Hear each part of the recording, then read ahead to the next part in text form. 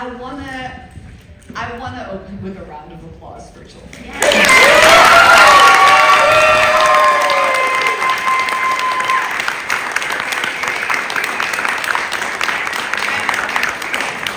Jill, to totally put you on the spot, I am curious how your own story is resonating with you in 2025. Oh.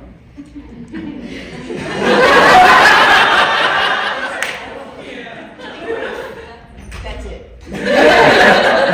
Yeah, the timing of this was really astonishing, that it's the 50th anniversary tonight of the night we went to jail, and then that we have this surrounding us right now. Yeah.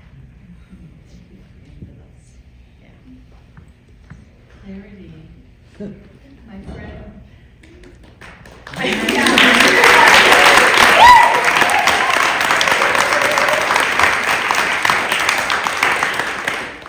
you want to say something about your journey to writing this play? What compelled you? I first found out about this story around 2021 in the wake of the uprisings here, and I have been involved in protests. I have lived in Kentucky my whole life. I have been involved in queer advocacy since I was in my late teens, and the fact that I had not heard about this story through all of that was stunning and surprising, and I wanted more people to know about this fascinating case, and what I could do about that was write a play. And I've been thinking a lot about this now, especially in the wake of everything that's happening, and seeing the word trans removed from the Stonewall website, seeing people having to have their pronouns removed from email signatures. There's so much erasure going on that it has really reinforced for me that when we don't know our own histories, it is so much easier to believe the lie that queerness is something new. That there were no lesbians around before the 90s, and when we don't know about the Lexington Six or Ann Lister or Ma Rainey or Sappho, it's so much easier to believe the lie that that is something new rather than know the fact that queerness is inherent in the fabric of humanity.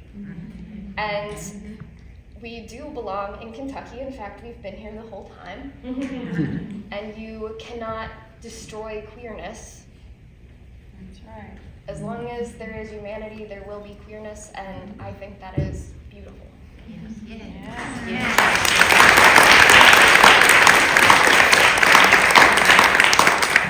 And I would love if we could start with Vidalia, if you all would just go down the row and introduce yourself so we know who we have in the room. Hi, I'm Vidalia Unwin. I directed the show tonight.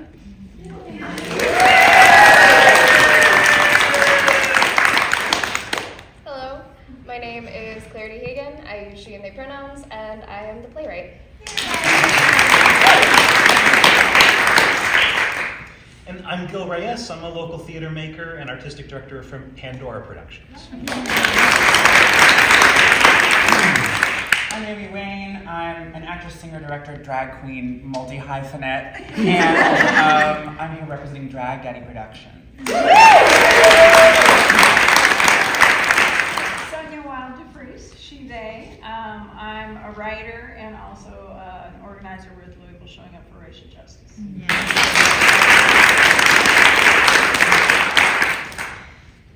I'm Jill Raymond. These days, I'm a librarian in Silver Spring, Maryland, and I work with a group called Silver Spring Progressive Action, which has been working for 5 years to kind of, stop the pell-mell.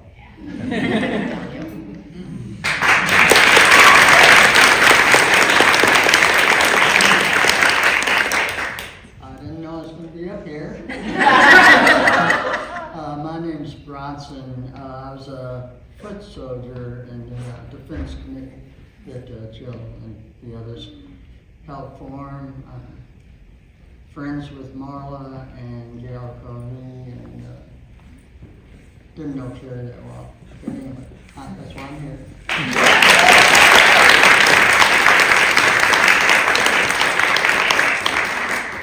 Well, I guess I'm going to start at this end. Sonja and Jill and Bronson. How does this play resonate with you in this moment in time? In terms of the actions that you see taken in the play and what we are feeling and needing in this moment. Sonja, you want to? Wow. Well, first I got to say it was brilliantly done. Brilliantly done. I mean, it took me back to the 80s. I was telling Jill I was in a lesbian household on the East Coast, and they were investigating the Puerto Rican independence movement, and we were supporters in the Black Liberation movement. And so some of my comrades went to jail for refusing to cooperate with the grand jury. So it took me right back there. But it also made me think we have to build a movement that is strong enough to support people to refuse to cooperate with repression. Because we're seeing it across the board with every vulnerable group. I mean, and the grand juries have been used against Standing Rock, against, you know, the environmental movement, against pretty much every movement. But it's going to intensify. And one of the things we had in the 80s was people were there. They were like, we will cover your rent, we will take care of your children, we will do all this so that you can say no. You know, yeah. And we have to have that. We have to have a really strong, we have to let people know that we have got their back if they're going to be risking themselves fighting this system. That foundation of community, yes, absolutely, is what allows the action. Yes, yes. And the other thing I was thinking about is, I just had a conversation with some folks about this, and one of the guys said, well, but we're not doing anything illegal, so we'll be okay. Now, usually, you know, I have to say, you usually see that with white, middle-class, straight people, because usually they are okay. You know? That's been their experience, right? But it changes when we start standing up against the system. But yeah, we have to do our work. We have to build that kind of community, and we all have to do, you know, all of our work, so that we can be with each other in community. And for me as a white person, part of that is anti-racism, really rooting myself in anti-racism. You know, and I think like we all have a mix of being oppressed, you know, and we have to work on our stuff. If we're cis, we work on that, you know, if class issues.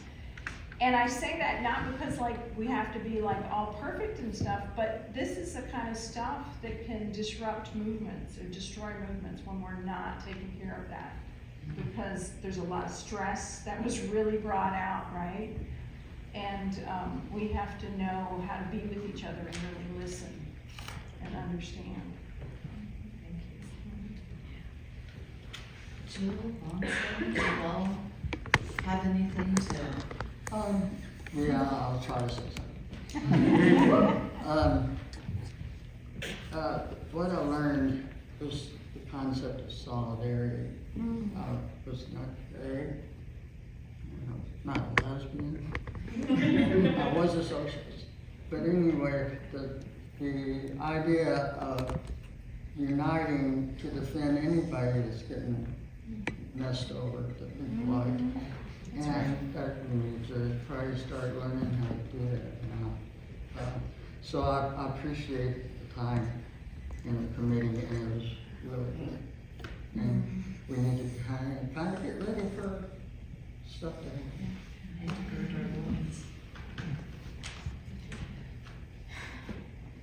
I'm like buzzing. I read the script a couple of times as it was being formulated, but seeing it is like nothing like reading the script. And I wanted to say a couple things really quickly. One is to the actors. Thank you. Thank you. What you did.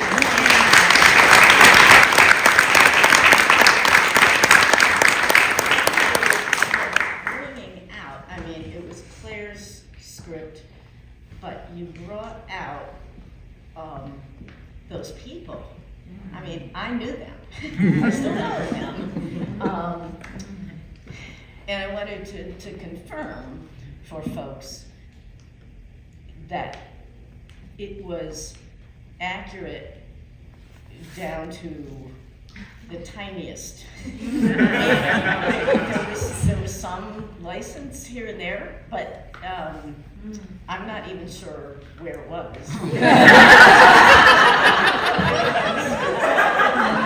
There were transcripts and there were interviews that Clarity used,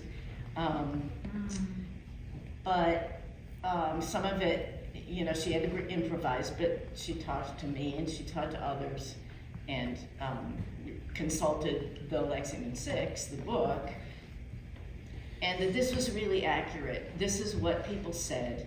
This is the kind of thing we said to each other in those conversations that we weren't tape recording. Hanging out, drinking beer, which I didn't have any that said Lexington on it. But so it's authentic. It's authentic, and the actors bringing that to life is still blowing my mind to see, because that is not. The other thing I just wanted to say, because it was a realization that I had this last week or two, I realized I was afraid of my government. And it made me realize how we had not really been afraid then so much. We were anxious, we were scared, we were nervous, we didn't know what to expect. And we would bring different things from our short personal histories at that point to it, and a lot of the other 5 people had a lot bigger pressures on them from family or employers or whatever than I did, and that has to do with also decisions that they made along the way. They had immense pressures, some of which I didn't have. But I realized in thinking, you know, we knew that we were white college students, and that protected us some in jail. We knew the ACLU was defending us. The news media was covering us in a respectful, serious, and positive way, both in reportage and in editorials even. All of that made a difference, and I was not ever, it didn't cross my mind that I would be tossed in a corner somewhere and left for weeks on end and not fed or tortured or had the crap beaten out of me or etc. And I realized we could take, still then with the enormous flaws. I mean, Richard Nixon had just left office, right? But we could still depend on certain elements of the rule of law and democracy that I do not take for granted now. And I did not feel fear at that point that I feel now. And that tells me that it's important for people to know what happened to us, partly to know that it can happen, and for people to think ahead. Not everybody can go to jail. Some people had kids, some people could take other people's kids while they went to jail. In other cases that happened. People can think ahead, and they can also see it as something that's survivable, you know. And the bottom line, I was deciding to Claire over dinner, community really did, even in those early days. Community, and I don't mean just the gay community, but certainly that. But we felt support from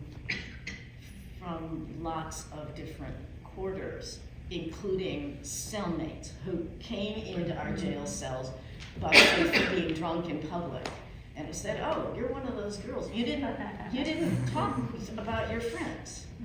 People understood. It was astonishing to me that people knew about it, and they said, "Oh, well, you wouldn't talk. You know, good. Yeah, so it's, yeah, I know what sort of pre-fascist thinking was like, and now I think we know what the real thing is looking like, and we can collect ourselves. And I thank you, Claire, again, thank you.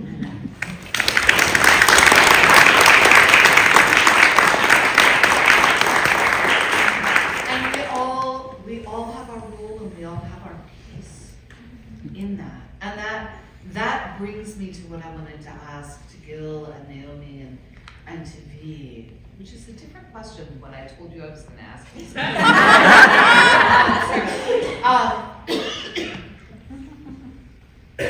What is the role of art in resistance? Like, why are we doing this?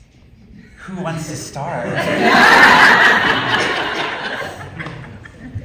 I mean, immediately, I think that the human experience and the way that we understand it comes down to narrativization and like meaning making. Like there is so much in our experience that has to do with what we think and feel about things as opposed to like what things actually are. And I think that art and storytelling, whether it's visual, whether it's music, whether it's theatrical, whether it's, you know, like just like storytelling to your friends, gossiping, the way that you talk about things, makes a difference in the way that we feel, in the way that we see things, in the way that we move through the world. And it's vastly important for all of us, because all four of us, as queer people making theater, are extremely different people, even when we have intersections of identity. It's important for all of us to be making stories, to be telling stories in front of anyone who will listen, because that is the way that we make sense of what we're walking through. Appreciate that. Sure.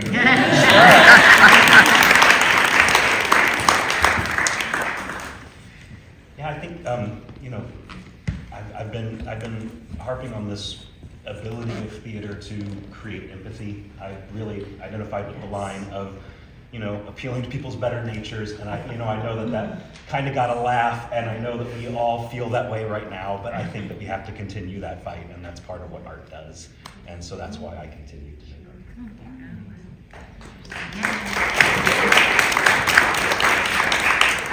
I think art in general is just a concrete way to express an abstraction.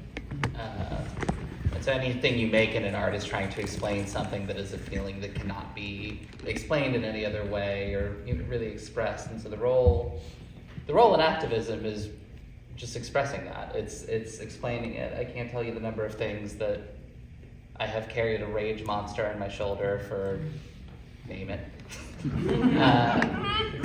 And the thing comes along that I can laugh at it, that I can cry about it, that I can get motivated and uplifted by it, and it gets me through. It maybe even makes me sign up for a newsletter, and maybe even makes me hold a sign and punch a cop, or...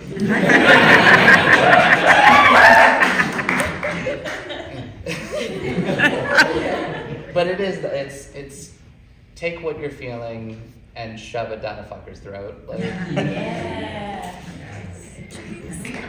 We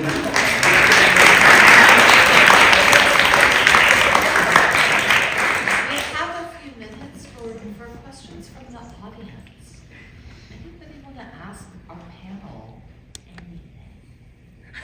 anything? Give it to us. As a straight, white, cis male ally to the community, what is things I can do in my day-to-day life to help expand and grow the cause? Listen to your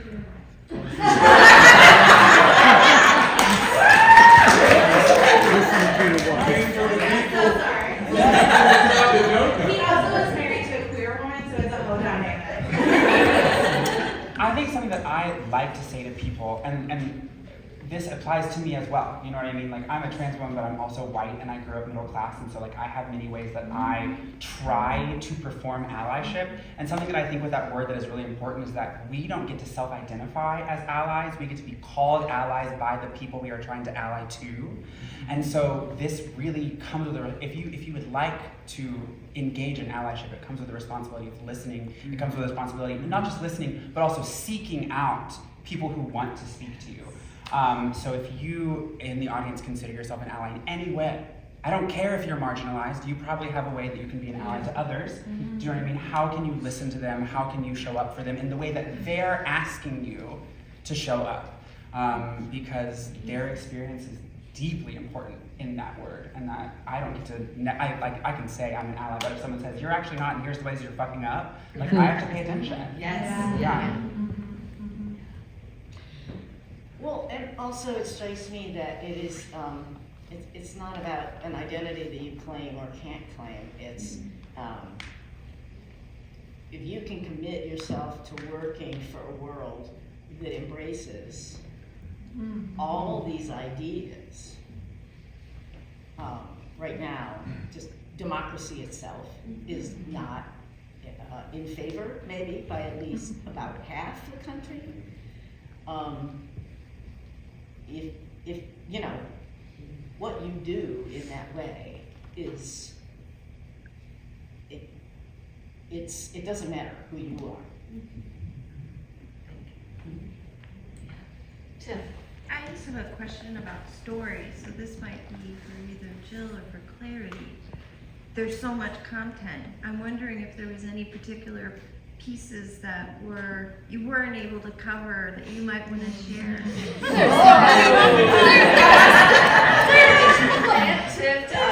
There was a second grand jury case going on up east from people that they knew that I didn't even find a way to give a shout out to. There's so many other pieces, many of which are in the book. And if you didn't win the book, there is a QR code out there, so you could just. Is it on the back of your program? Yeah. At the spot. Anyone else? Yeah. Nora, what do you want to ask? I just want to open it for the panel and just ask about the role of intersectionality in the queer movement and how important that drives it, because I know that we have kind of talked and discussed about, especially with Carrie's comment about the liberation for the gay community is the liberation for women's, that means the liberation for the Black community, and as a queer Palestinian artist, how can we integrate, for me, my racial identity with the queer movement? Sometimes we see that kind of interesting divide, which I'm like, that doesn't make sense because queer Palestinians exist, queer Asian people exist, queer Black people exist, so how can we make queerness also about racial issues?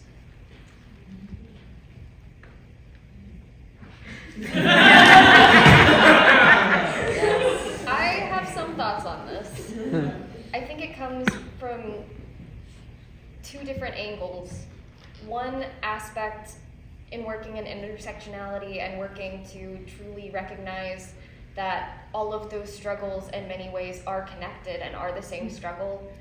When you are doing your work, it comes from recognizing all of the ways that hierarchy, that patriarchy, that oppression, that capitalism roots itself in our systems, and working to build systems that try and be communal and try and be healing. It also comes from recognizing that even when you build those systems that are working against those issues, you're still existing within a framework of inherent inequality. So you have to then go out and do the second step of specifically inviting, of going out and asking people, how can I show up in this community, of doing additional listening. You can't just create a good space and then be passive about it, because the space outside is not there yet. There has to be an active element of recognizing that an open invitation can be inherently inequitable if it's given in an inequitable society.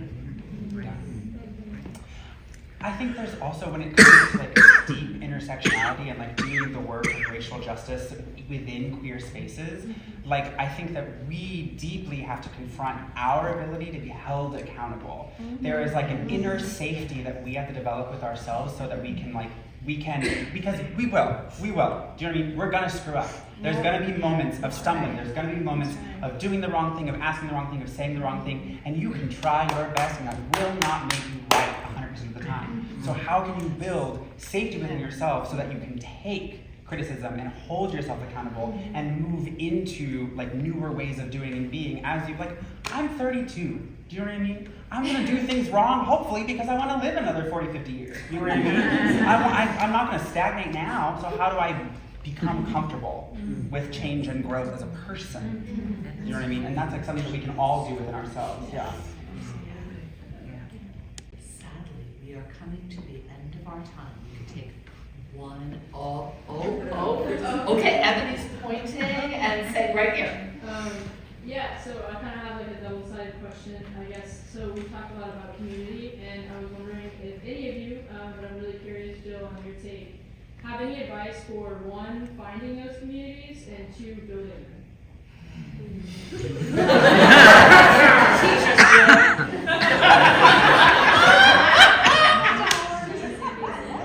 I'm 72 years old and I am still like, there are things that I thought I knew at 22, and I just begun to figure a fair amount about it out in the last 3 years or something, or the last 2 weeks. I love it. Community, I mean, I would just say it's about the kind of world you want to create. I know when I was 22, that would have sounded like a really wimpy, weenie kind of, we are the world. Now, I'm like not embarrassed about that anymore. It's really right. And actually, there's sort of an opportunity, like every catastrophe. So the downside of this moment is that our longing for, a humane world, a decent world, a loving world, these things that, have mostly been being articulated through the lens of identity, which is fine as far as it goes, but they can bond all of us. There's that common piece. And you don't have it in common with somebody who, in their gut, is really a fascist or a Nazi or, an avowed racist. There's lots of racism that's just ignorance, and that, can be, something can happen to that. But, you form communities with people, you'll know them. You'll know them when you talk to them. Sometimes in 3 minutes, you'll know. Oh yeah, that person is a kindred spirit, and you won't agree. I liked what you said a lot. We'll be wrong a lot, and I think just to pull rank being 72, get used to being wrong a lot. Like some of you much younger, get used to being wrong. That was really hard to do in my 20s. And it's just, either you get used to it or you strangle yourself. But it's there. The amazing people are right here. I mean, in Kentucky. They're not on the coasts in the big cities. They're not in the universities.